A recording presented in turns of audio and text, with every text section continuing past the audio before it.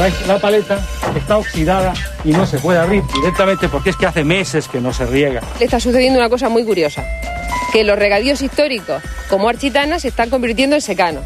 Y los terrenos que antes eran secanos, incluso el monte que se incendió en el año 94, se están convirtiendo en nuevos regadíos. En esta zona se mueven unos 10 hectómetros cúbicos de agua al margen de la ley. Lo de los robos de agua yo creo que es una palabra muy fuerte. No está claro el carácter privado o público de las aguas por el respeto que se tiene de derechos ancestrales anteriores al año 85. Claro, si el recurso es privado, a partir de ahí está abierta la puerta al mercadeo. Que haya gente robando el agua sin escrúpulos y sin que la justicia actúe, mientras en otras partes unos tienen que regar convertidos y otros vivir bajo la sospecha de que se están envenenando. Con el agua de todos, dentro de unos minutos en Línea 900. No es ningún secreto que la desertización amenaza buena parte del sudeste español. En muchas ocasiones, ya sea en medios de comunicación o incluso en las camisetas de algún equipo de fútbol, hemos visto el eslogan Agua para todos, con el que Murcia reclama el agua que necesita. El gobierno regional murciano sigue pidiendo el agua que le habría llegado por el derogado trasvase del Ebro y se presenta como gestor modélico de ese bien tan preciado como escaso. Pero hay otra realidad del agua de Murcia sobre la que siempre ha pesado una ley del silencio: el robo del agua. María Vicenta Oliveros, una funcionaria de la Confederación Hidrográfica del Segura, se atrevió a romper esta ley y proporcionó al fiscal Emilio Valerio los primeros elementos para que se destapara lo que se empezó a conocer como la mafia del agua. María Vicenta Oliveros murió en un accidente de tráfico, aún bajo investigación, cuando se dirigía a Madrid a entregar la documentación que propició el inicio de los trabajos del fiscal.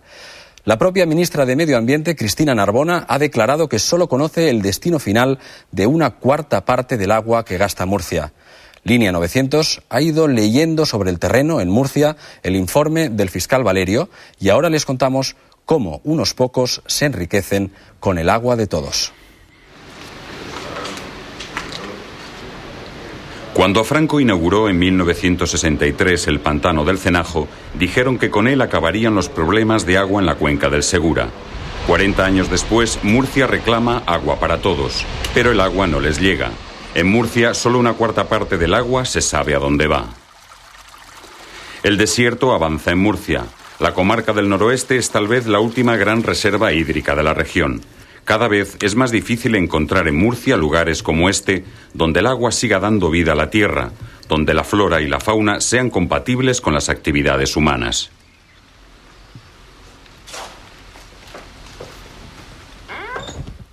Nuestra familia está en Architana desde hace más de 500 años, habiéndose dedicado siempre a la agricultura y a la ganadería tradicional.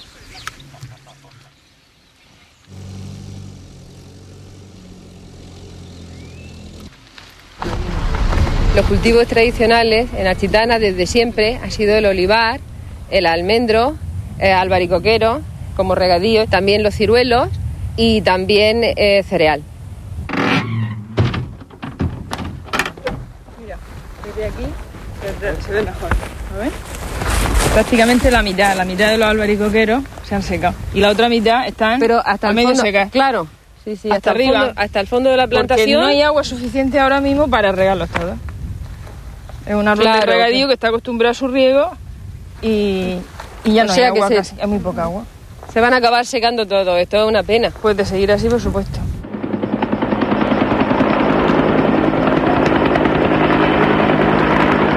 En el año 1994 hubo un incendio forestal terrible, que es el incendio más grande en la historia forestal de España. Este incendio, según la Guardia Civil, fue un incendio provocado y se puede decir que desde ese día en Architana acabó la vida y comenzó la supervivencia.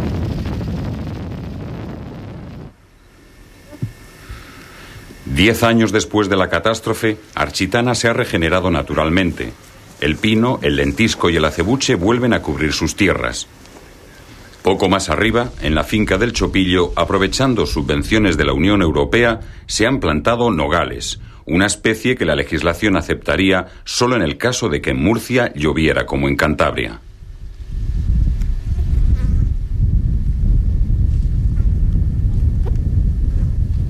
Si la Unión Europea contempla el nogal como árbol de reforestación y tienen ayudas por eso, pues el dueño puede hacer aquello que considere conveniente. El dueño del Chopillo es la sociedad Frocap Lo Romero del empresario Mariano Roca Meroño, el juez del Tribunal Superior de Justicia de Murcia, Mariano Espinosa, y la constructora SACIR de Luis del Rivero. Con subvenciones de la Consejería de Agricultura han instalado riego por goteo. Permite el regadío durante los 5 primeros años para evitar que hayan menos del 15% de pérdidas de la plantación. Que una reforestación pueda ser regada ocasionalmente los primeros 5 años no autoriza a regar permanentemente desde hace 8 años un cultivo de nogales.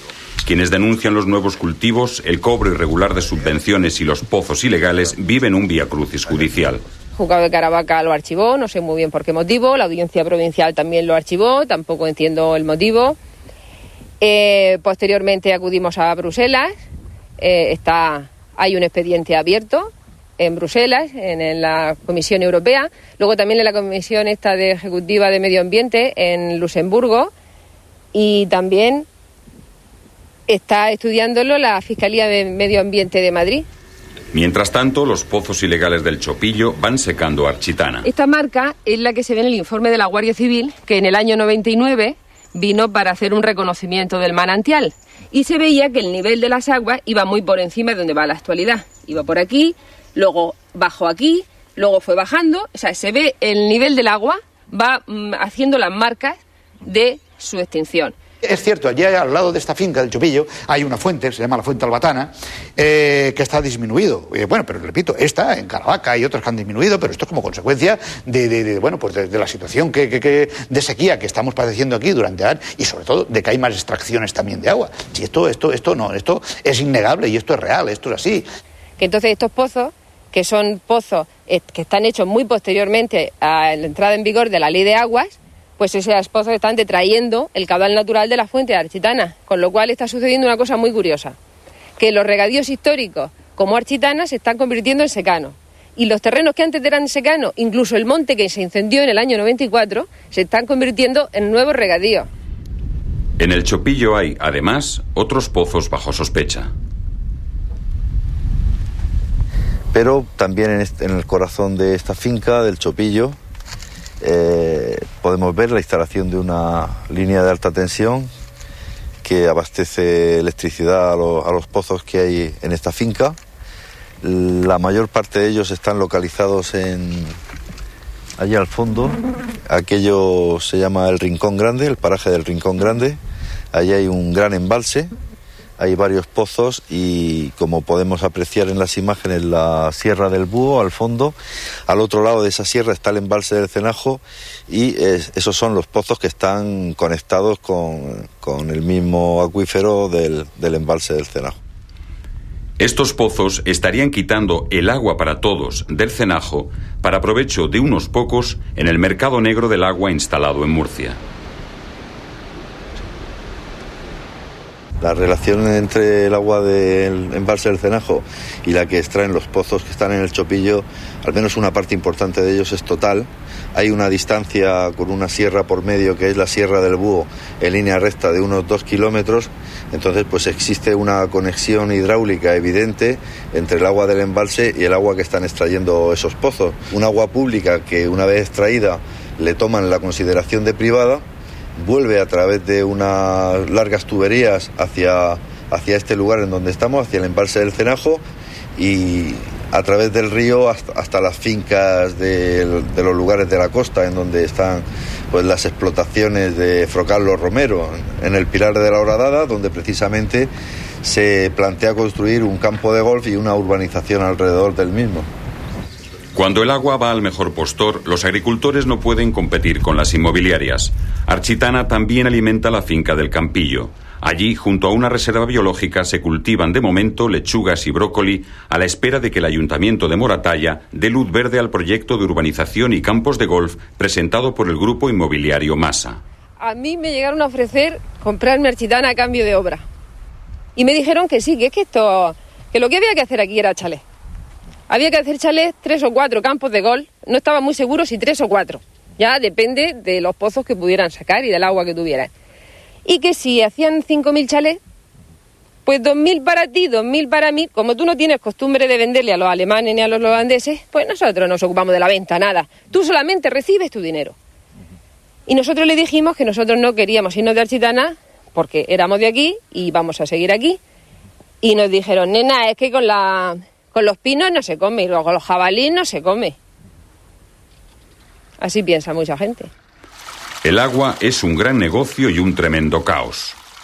En Murcia hay más de 2.000 pozos pendientes de inscripción y a la vez ríos que solo existen en los libros de geografía.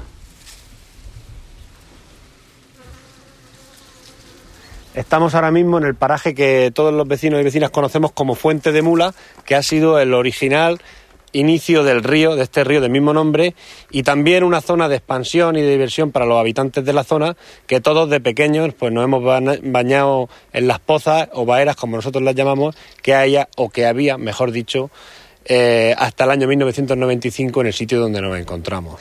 El río Mula, por lo menos en esta parte, en su curso alto, ya no nace. Es un paraje absolutamente desecado como consecuencia de la sobreexplotación del acuífero del cual proviene el agua. Aquí el río Mula está seco porque a pocos metros de su nacimiento el pozo Corral de Comba le quita el agua. De nuevo, el agua de todos es para unos pocos. Sí, el río Mula es suyo. El río Mula es mío, no, de la comunidad de regantes. De la comunidad de regantes de Pantano de la Cierva tiene ya la concesión. Y efectivamente, o sea, eso invertimos aproximadamente, me parece, bueno, en aquel tiempo, hablamos del 92, 93, 100 millones de pesetas de todos los regantes en comprar esa parte del río Mula. 2 tuberías son la nueva fuente del río unos kilómetros más abajo de su nacimiento natural. Este agua debía servir a los regadíos de Mula, presentado siempre como un ejemplo de modernización y gestión del agua.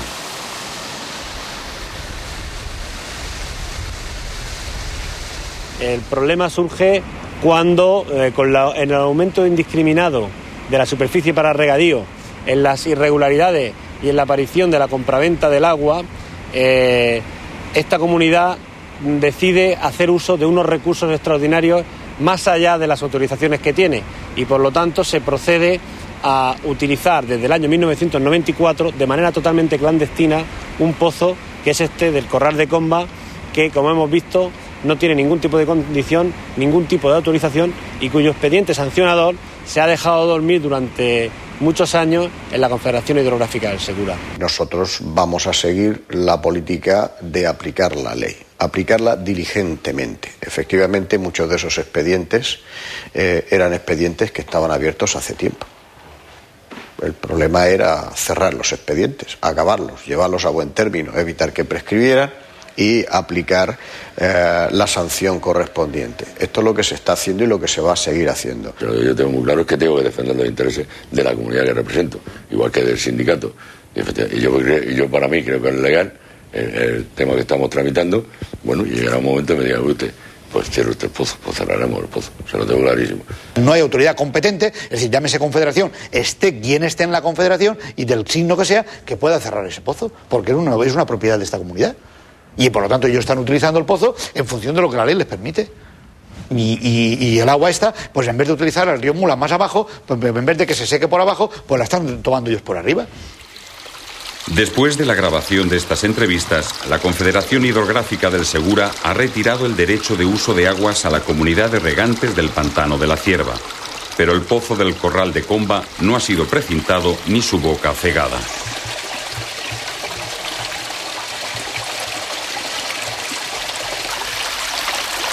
Cuando el río abandona el término municipal de Bullas y entra en Mula, sus aguas son desviadas hacia el Pantano de la Cierva. Un hilo de agua justifica el llamado caudal ecológico.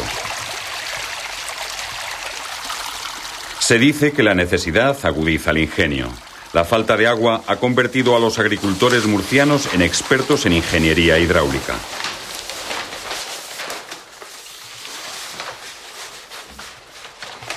Aquí los pozos que daban servicio a estos regadíos, más otros, se han duplicado y triplicado estos pozos. Entonces, en puesto de dejarlos en el regadío tradicional de Lorca, que es donde pertenecían, han cogido y como es más negocio sacarla fuera, se la han trasladado a Pulpí y Águiles.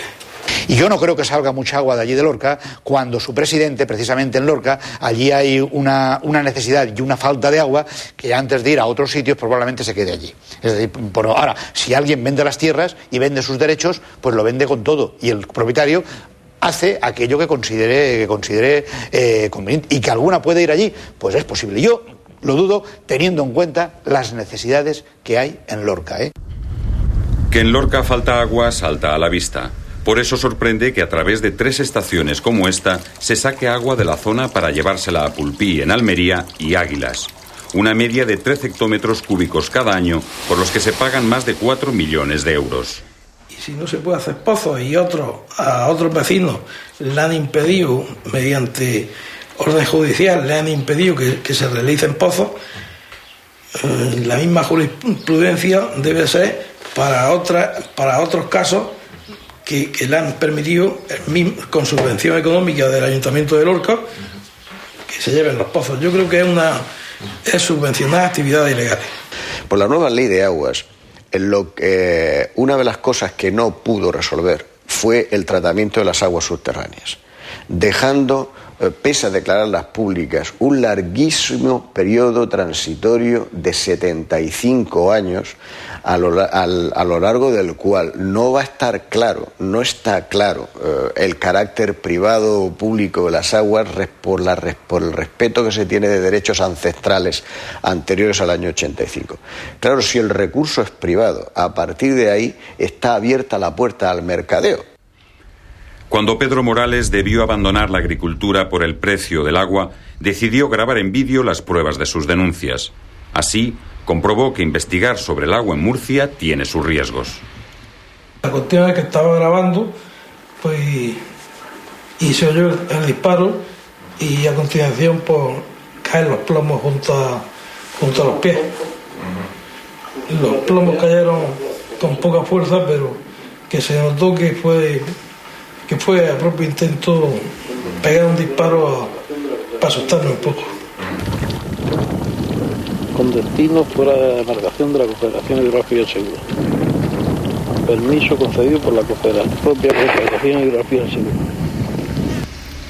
La funcionaria María Vicenta Oliveros falleció en un accidente de tráfico cuando llevaba a Madrid las pruebas del robo del agua en Murcia. El informe del fiscal de Medio Ambiente de Madrid, Emilio Valerio, acusa a 22 empresas agrícolas y constructoras de crear una trama mafiosa que explota más de 500 pozos ilegales. Aquí a los juzgados de Murcia ha venido 2 veces, me parece, y han sido devueltos porque los jueces de aquí no encontraban a quién inculpar. Y por lo tanto es bueno y deseable que o se archive la causa o que se juzgue a aquel que haya cometido una irregularidad. Pero lo de los robos de agua yo creo que es una palabra muy fuerte. En el mercado negro se paga por el agua el triple del precio oficial. Quien necesita agua sabe lo que cuesta y por dónde circula.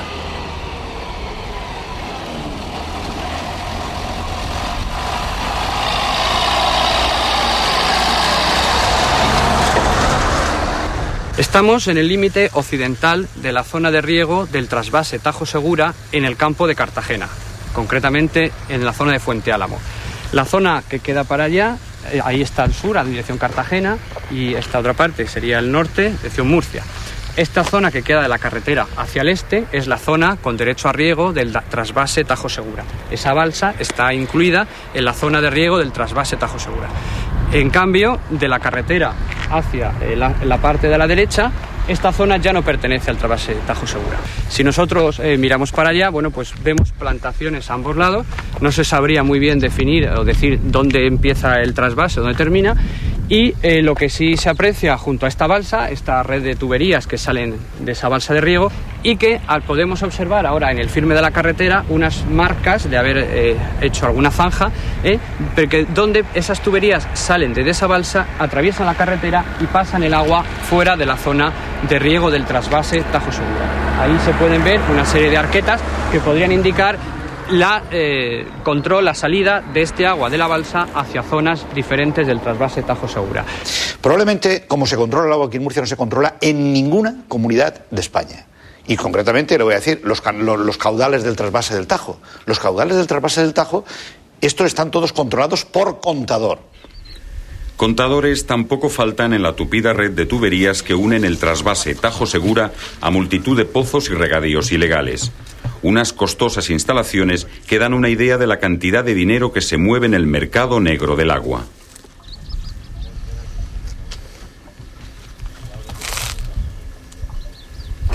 El agua del trasvase Tajo Segura, que se saca fuera de la zona del trasvase Tajo Segura, más la de pozos ilegales que hay en esta zona, se transportan por estas tuberías y se mezcla en balsa y sirve para generar regadíos, nuevos regadíos en toda esta zona, que son regadíos ilegales, porque desde el año 86 en la cuenca del Segura no se pueden ampliar regadíos.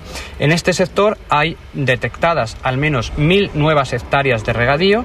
Esas 1.000 hectáreas son de cultivos hortofrutícolas que tienen 3 cosechas al año, lechugas, brócoli, melón, y gastan unos 10.000 metros cúbicos por hectárea y año. Luego, esas 1.000 hectáreas, con esa dotación, equivaldría a que en esta zona se mueven unos 10 hectómetros cúbicos de agua al margen de la ley. Aquí se han estado aumentando los regadíos durante la década de los 90, pero como consecuencia de que venían más caudales de agua, pero autorizados, es decir, todo dentro y todo lo que se ha dicho, bueno, que podrá haber alguna excepción, pues la pueden haber, en todos los sitios hay siempre excepciones, pero lo que no podemos tampoco es, yo diría, estigmatizar a Murcia, que hay aquí un aumento de regadío, cuando esto no es cierto ni ha sido cierto nunca. Más bien, en todo esto, en este mercado negro del agua, pues más que un déficit de agua, lo que parece que lo que hay es un déficit de democracia y un déficit de Estado de Derecho que intervenga, investigue todo esto para que el agua de los ciudadanos pues tengan sus legítimos usuarios, ¿no? Sería muy interesante que la Fiscalía del Tribunal Superior de Justicia de Madrid o la Fiscalía Anticorrupción se coordinara con la Confederación para destapar todo este entramado de venta ilegal de agua, porque aquí puede haber varios delitos superpuestos: usurpación de caudales públicos, delitos contra el medio ambiente y también contra la hacienda pública.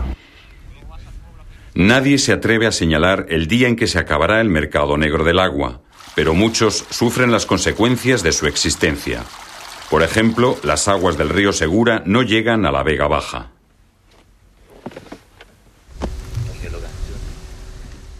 Estamos aquí situados junto al acueducto de la Checa Norte. Observad que está totalmente seco en un periodo que debía ser un periodo de riegos.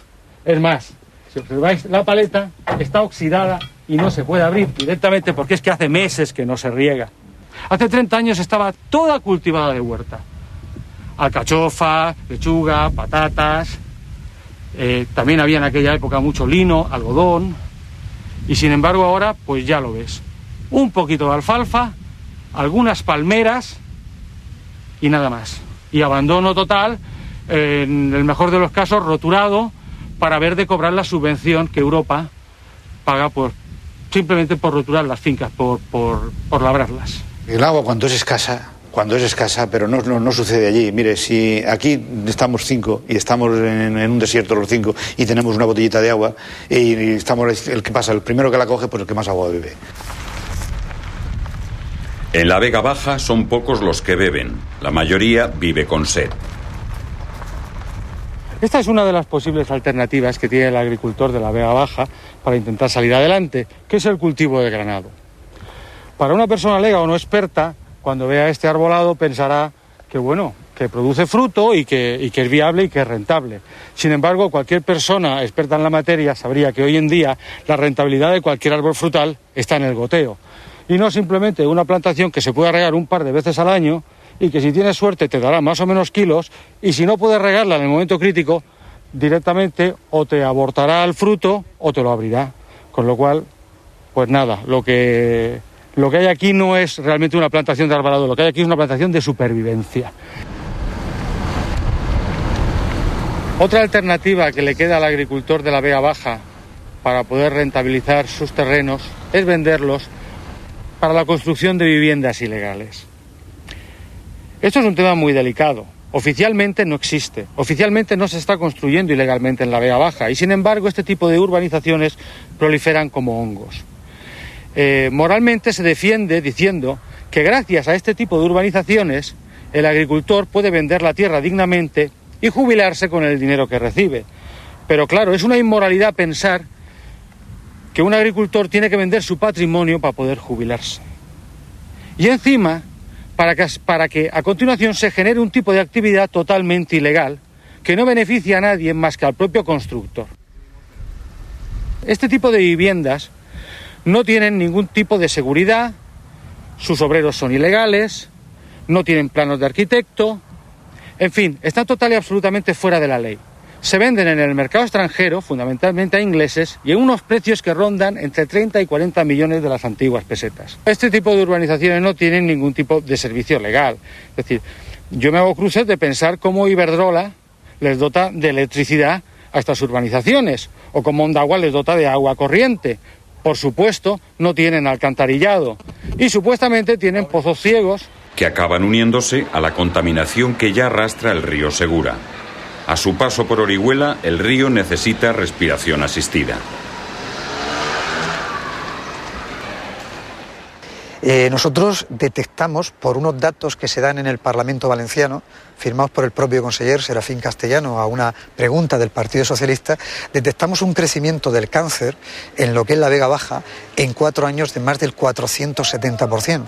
Nadie nos ha desvelado los aumentos que haya podido haber posteriores a ese año 96. Nadie. Y sospechamos que efectivamente el río Segura puede estar teniendo una incidencia directa en la salud de las personas. Todos estos colectivos que usted hablaba antes estaban siempre demonizando el río. El río no hay quien lo demonice ahora. El río es un río limpio, es un río que le falta agua en algunos momentos, pero que ni huele ni nada, porque el gobierno autónomo ha construido todas las depuradoras que han sido necesarias y de tratamientos terciarios para poder ser esa agua reutilizada. Que haya gente robando el agua sin escrúpulos y sin que la justicia actúe, mientras en otras partes unos tienen que regar convertidos y otros vivir bajo la sospecha de que se están envenenando. Esto en un Estado de Derecho no se concibe. En la Vega Baja y en Murcia es lo habitual.